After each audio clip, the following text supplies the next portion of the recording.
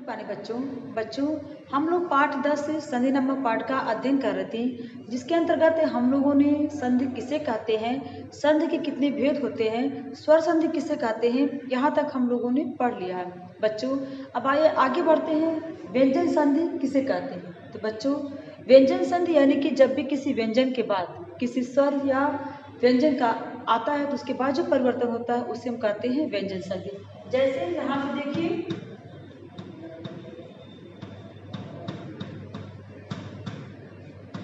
दिग और जमा गज लिखा मैंने, तो यहाँ पे ध्यान दीजिएगा, मैंने यहाँ पे हलंत लगाया। हलंत लगाने का मतलब यहाँ पे स्वर नहीं है इस व्यंजन में, यहाँ पे सिर्फ ये व्यंजन है। ठीक है, तो मेरा डिफिनेशन मैंने बताया आप लोग। मेरी परिभाषा व्यंजन की परिभाषा क्या थी कि जब भी व्यंजन के आगे कोई भी स्वर आता है या फिर कोई व्यंजन आता है तो ये जो व्यंजन जो सामने वाला जो व्यंजन है यह जो है इस वर्ग के यानी क वर्ग के तीसरे व्यंजन में बदल जाएगा। यहाँ पे देखिए क जो है इस व्यंजन के आने से ये क जो है अपने ही वर्ग के तीसरे व्यंजन में बदल जाएगा। जैसे यहाँ पे देखिए अब जो है इसको हम ऐसे लिखेंगे दिग गज। अब यहाँ पे देखिए अभी मैंने कहा ना कि जब भी किसी व्यंजन के सामने कोई भी स्वर आता है या फिर कोई व्यंजन आता है तो व्यंजन में जो परिवर्तन होता है उसे हम कहते हैं व्यंजन संधि। अब यहाँ पे देखिए यहाँ पे परिवर्तन हो गया, यहाँ पे जो क है जो कि स्वर रहित है, ठीक है, यहाँ पे व्यंजन एक व्यंजन वर्ड है और उसके आगे भी व्यंजन आ रहा है तो इस क में परिवर्तन हो गया, अब ये क ग में बदल गया। तो इस तरह से बच्चों इसको हम कहते हैं व्यंजन संधि। आइए देखते हैं व्यंजन संधि के कुछ नियम यहाँ पे।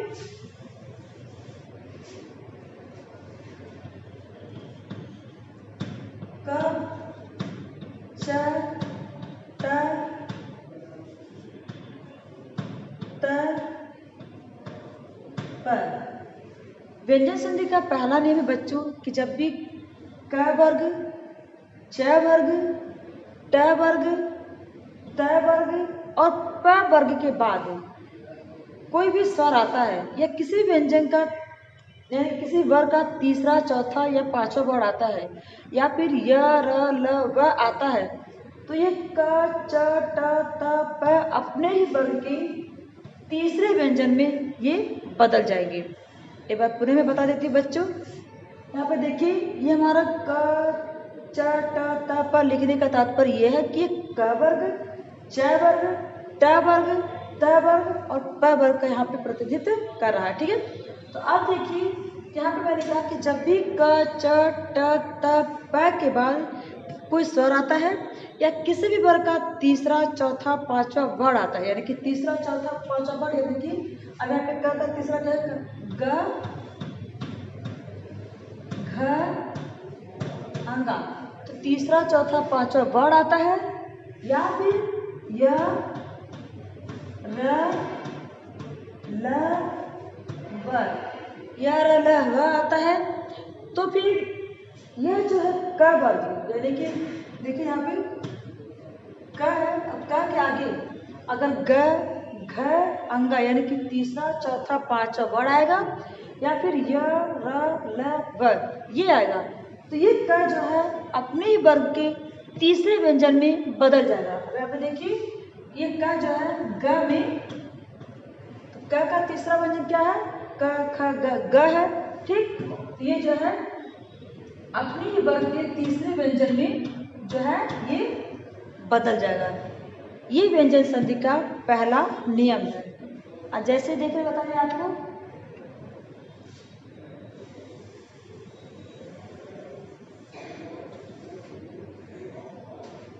जैसे यहाँ कभी मैंने जो बताया था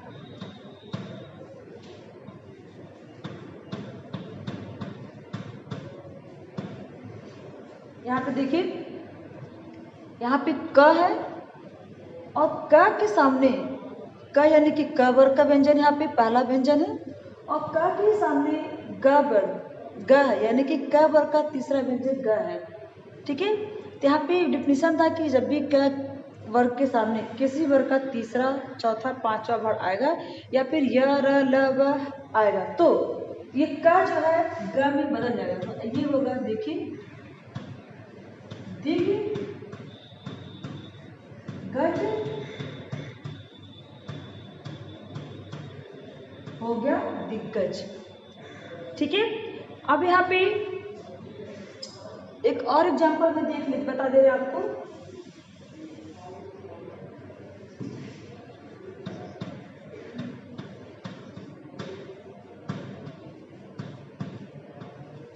यहाँ पे देखिए, अभी मैंने बताया कि जब भी क च ट त प के बाद किसी वर्ग का तीसरा या चौथा व्यंजन आए, तीसरा चौथा या पांचवा व्यंजन आए, या फिर य र ल व आए, या फिर कोई स्वर आए। यहाँ पे देखिए बच्चों, क वर्ग के सामने यहाँ पे स्वर आया है। इसको हम कैसे लिखेंगे? हम ये जो है अभी क जो है अपने ही वर्ग के तीसरे व्यंजन में बदल जाएगा। जैसे क का तीसरा व्यंजन क्या है? ग। तो यहाँ पे ये ग हो गया। ठीक, और ये जो है इस। अब यहाँ पे देखिए, ये क जो है ग में परिवर्तित होगी, क्योंकि क का तीसरा व्यंजन ग है और ये बड़ी की मात्रा यहाँ पे है। तो इसको हम जोड़ेंगे ऐसे, इसको हम लिखेंगे ऐसे वाह ये ग। अब यहाँ से हम जब लिखने जा रहे हैं, ये चूंकि मात्रा इसमें हम मात्रा यानी कि स्वर लगाने जा रहे हैं, तो हम इसको हलन को हटा देंगे। अब ये मात्रा यहाँ पर देंगे, ये हो जाएगा वागीस। ठीक है, और दूसरा देखिए यहाँ पे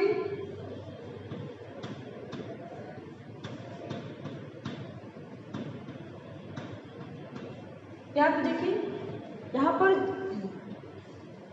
त यानी कि त वर्ग है, त वर्ग का पहला व्यंजन, और उसके बाद कोई स्वर आया है। स्वर आया है यानी अगर यहाँ पे तीसरा चौथा पांचवा वर्ड भी कोई इसी का होता, या फिर य र ल व होता, तो ये भी त जो है अपने ही वर्ग के तीसरे व्यंजन में बदल जाएगा। अब यहाँ पे देखिए, जैसे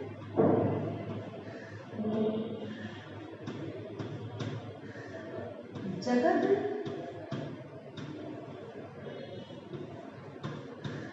इस हो गया, यानी कि त जो है अपने वर्ग के तीसरे व्यंजन यानी कि द में बदल गया। अब इसको हम लिखेंगे जगदीश। यहाँ पे द पे जो है हमें बड़ी ही लगा देंगे। अब यहाँ पे हालांकि हट जाएगा तो हो जाएगा। देखते बच्चों, व्यंजन संधि का दूसरा नियम। तो दूसरा नियम है कि म के बाद कोई भी स्पर्श व्यंजन आता है, यानी कि म के बाद कोई भी स्पर्श व्यंजन आता है, तो म जो है उस व्यंजन को यानी कि उस वर्ग के पांचवें व्यंजन के रूप में बदल जाएगा, यानी कि अनुस्वार के रूप में बदल जाएगा। जैसे देखिए बच्चों, यहाँ पे स्पर्श व्यंजन यानी कि क से म तक के व्यंजन को हम स्पर्श व्यंजन के नाम से जानते हैं। यहाँ पे देखिए म आया है, तो म जो है अब अनुस्वार के रूप में म बदल गया है, और यह अनुस्वार जो है इस यानी कि ज के पांचवें वर्ग के रूप में जाना जाएगा। अब यहाँ पे देखिए, हम ऐसे लिखेंगे इसको संजीवन लिखेंगे। अब यहाँ पे यह अनुस्वार इस ज वर्ग के पांचवें वर्ग का प्रतिनिधित्व कर रहा है, यानी कि यह जो है यहाँ पे है।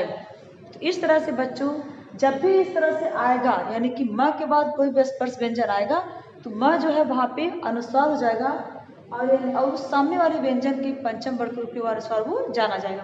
जैसे आप देखिए संबोधन, यहाँ पे म है यहाँ पे, और ये स्पर्श व्यंजन का ही एक व्यंजन है। ठीक है, तो म के आगे जो है ब आने की वजह से ये म जो है अनुस्वार के रूप में बदल जाएगा, अनुस्वार के रूप में बदल जाएगा। और अब जो है हम इसको ऐसे लिखेंगे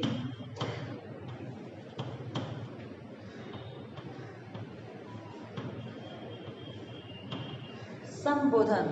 अब यहाँ पे यह अनुस्वार जो है प वर्ग के अंतर्गत प फ ब भ म यानी कि म प वर्ग का पंचम वर्ग के रूप में जाना जाएगा।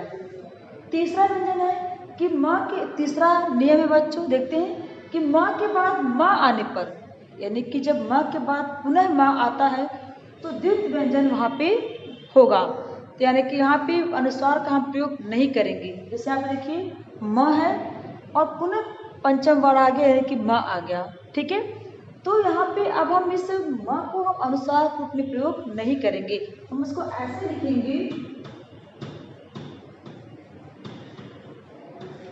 सम्मान, यानी कि देखिए यहाँ पे द्वित व्यंजन यहाँ पर हो गया, यानी कि 2 बार मैं आने से तो द्वित व्यंजन हो गया। यहाँ पे देखिए हम यहाँ पे अनुस्वार लिखना लिख करके हम माँ को ही लिखेंगे। उसी तरह से सम्मोहन, यहाँ पे अगेन देखिए कि म आया है यहाँ पे, इसमें भी हम जो है ऐसे इसको लिखेंगे सम्मोहन। तो यहाँ पे द्वित व्यंजन हम करेंगे, न कि हम यहाँ पे इसका हम अनुस्वार का प्रयोग करेंगे। इस तरह आगे देखते हैं बच्चों चौथा नियम। तो बच्चों चौथा नियम क्या है कि स से पहले यदि आ या आ को छोड़ करके कोई दूसरा स्वर आता है तो स जो है अब जो है खड़कुड़ वाले स में यानी कि इस स में परिवर्तित हो जाएगा। जैसे देखिए यहाँ पे बी सम, यहाँ पे स है और स के पहले छोटी ई की मात्रा आया है, ठीक है। तो यहाँ पे है ना कि स से पहले कोई आ या से भिन्न स्वर यानी कि कोई दूसरा स्वर आ या आ स्वर ना हो, कोई दूसरा स्वर हो, इसके आने से जो ये स है इस वाले स में श में यानी कि बड़ा खटखड़ वाले श में बदल जाएगा।